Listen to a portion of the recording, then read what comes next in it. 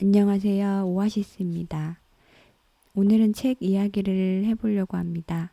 가바사오 시온의 신의 시간술이라는 책입니다. 지금 시간은 아침 5시 41분입니다. 가바사오 시온은 매일 하루에 한 권 책을 읽고 글을 쓰고 유튜브를 하는 일본의 정신과 의사이자 작가입니다. 매우 영향력이 높은 사람이에요. 제가 이 사람에 대해서 알고 나서 하루에 한 권 책을 읽어야 되겠다고 다짐을 하게 됐습니다. 인상 깊은 구절입니다. 글은 심신이 활기차서 집중력이 높은 오전에 써야 한다. 아침의 1시간은 밤의 1시간보다 4배의 가치가 있다. 운동은 뇌에 굉장히 좋은 효과를 발휘한다.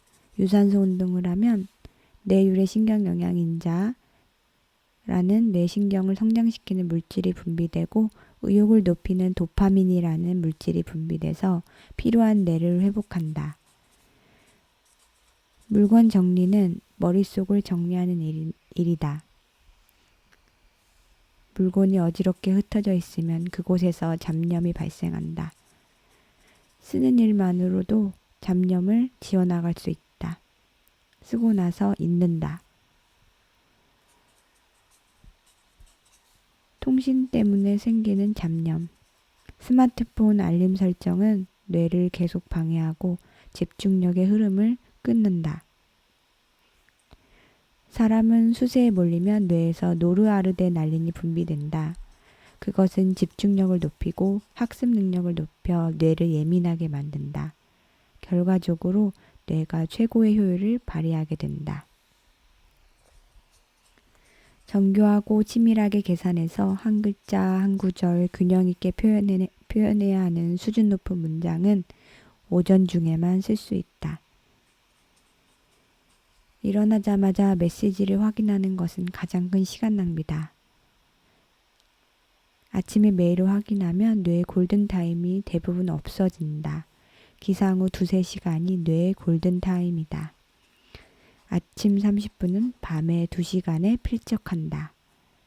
아침 샤워를 하면 밤의 신경인 부교감 신경에서 낮의 신경인 교감 신경으로 전환된다. 아침에 TV 보는 행위를 절대 해서는 안 된다. 아침에 일어났을 때 뇌의 상태는 깨끗이 정리된 책상과 같다. TV 보는 행위는 깨끗한 책상에 많은 자료를 몽땅 쏟아내는 일이다. 카페에서 보내는 아침 2시간은 직장인에게 최고의 자기계발 시간이 될 것이다. 업무를 시작하고 가장 처음에 해야 할 일은 메일이나 메시지 확인이 아니다. 오늘 하루 해야 할 투두 리스트를 작성해야 한다. 점심을 밖에 나가서 먹으면 세로토닌이 활성화된다. 세로토닌은 치유, 휴식, 평상심 등에 관련된 물질이다. 점심 먹고 햇볕을 쬐고 약간의 거리를 걷는 일이 중요하다. 점심을 먹을 때 새로운 메뉴에 도전하기를 추천한다. 평소와 다른 행동을 할 때 뇌에서 아세틸콜린이 활성화된다. 그것은 창의성이나 번뜩이는 생각을 이끌어내는 효과가 있다. 30분 만에 낮잠으로도 뇌와 신체의 피로는 빠르게 회복된다. 뇌를 활성화하는 가장 간단하고 즉효성 있는 방법을 하나 든다면 틀림없이 운동일 것이다. 피로를 느끼기 전에 휴식을 취해야 한다. 마라톤 선수는 목이 마르기 전에 급수를 한다. 스마트폰은 뇌를 오히려 피곤하게 한다. 휴식 시간에는 보거나 읽는 일에서 뇌를 해방시켜야 한다. 어떤 휴식이 뇌를 쉬게 할까? 시각 이외의 감각을 활성화하는 일이다. 눈을 감기만 해도 시각 정보가 차단되어 뇌는 휴식 태세에 들어간다. 명상은 최고의 회복 방법이다. 전략적 연장 불가 업무 방식은 업무를 효율화하는 궁극의 오후 업무 방식이다.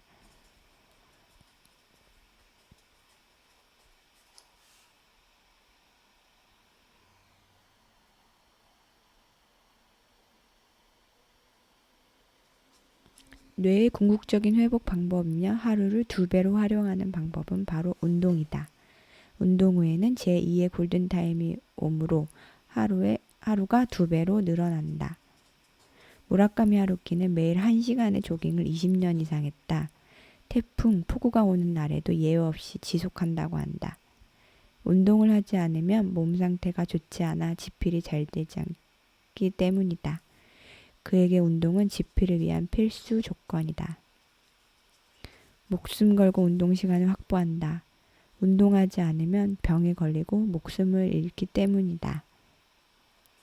낮에는 척척 일하고 밤에는 집에서 휴식을 취한다. 이것이 가장 건강하게 일하는 방식이다. 잠들기 2시간 전에 해서는 안 되는 일이 있다. 식사, 음주, 격한 운동, 뜨거운 목욕, 시각적 오락, 빛나는 것 보기, 밝은 장소에서 지내기, 이런 것들이다. 자기 전에 식사하면 성장 호르몬이 분비되지 않는다. 성장 호르몬은 알기 쉽게 말하면 피로회복 호르몬이다.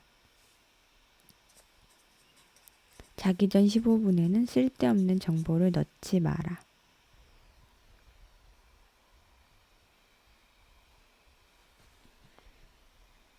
나는 경험한 일을 SNS에 실시간으로 올리지 않고 하루의 마지막에 즐거웠던 일의 사진과 함께 올린다. 피곤할수록 운동을 해야 된다. 의학적으로 가장 합리적인 피로 회복법이다.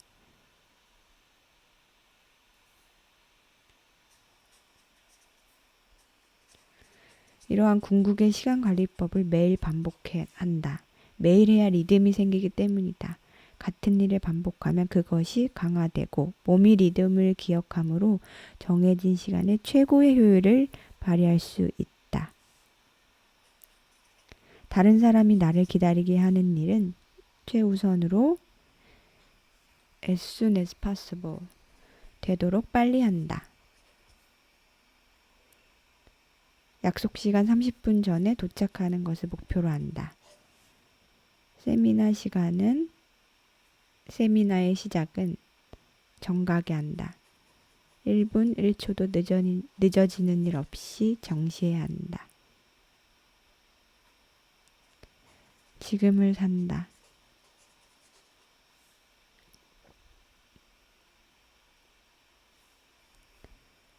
퍼스트 체스 이론. 30초 동안 생각했던 수와 60분 동안 숙고한 수가 90% 일치한다고 한다. 일상적으로 내리는 결단은 30초 만에 빠르게 하자. 다음에 연락하겠습니다라고 주의 깊게 매사에 진행하는 사람과는 일을 하지 않는다. 시간이 아깝기 때문이다. 지금을 약속한다. 오늘의 한 권 책을 정해서 하루 한 권 읽는다. 익숙해지면 상당히 바람직한 속도다.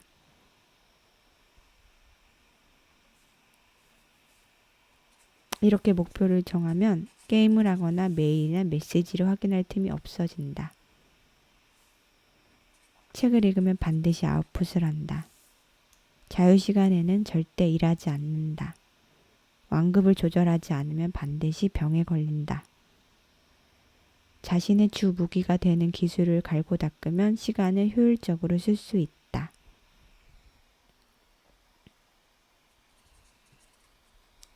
능력을 발휘하는 몰입 체험은 사람을 성장시킨다. 수동적인 오락으로는 아무것도 생기지 않는다.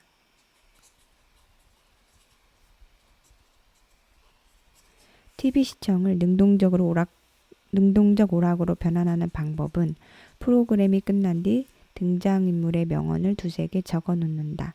깨달은 점을 정리해서 아웃풋을 한다. 인풋을 했다면 반드시 아웃풋을 하라. 아웃풋이야말로 공부이며 자신을 성장시켜주는 밑거름이 된다. 낮에는 열심히 일하고 밤에는 인생을 즐기는 휴식 시간이 되어야 한다. 이것이 이 책에서 추천하는 궁극의 시간관리법이다. 지금을 즐기는 사람이 행복하다. 즐거움의 안테나를 세우자. 하고 싶은 놀이를 리스트로 작성하라.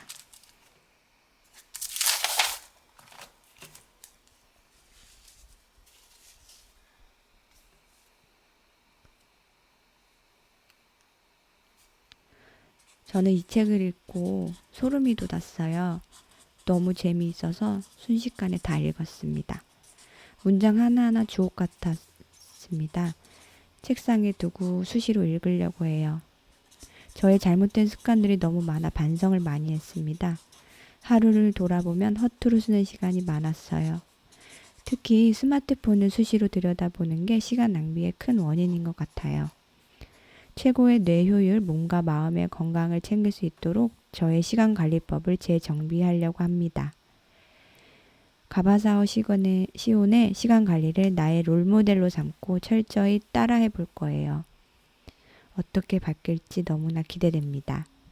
여러분도 나의 시간 관리에 대해 한 번쯤 고민해 보는 시간을 가져보면 어떨까요? 시간 관리를 어떻게 하느냐에 따라 5년 후, 10년 후 미래의 모습이 달라질 거라 생각합니다. 저는 궁극의 시간 관리법을 통해 최고의 인생을 살고 싶습니다. 이상 오아시스의 책 이야기를 마칩니다. 다음에 또 봬요.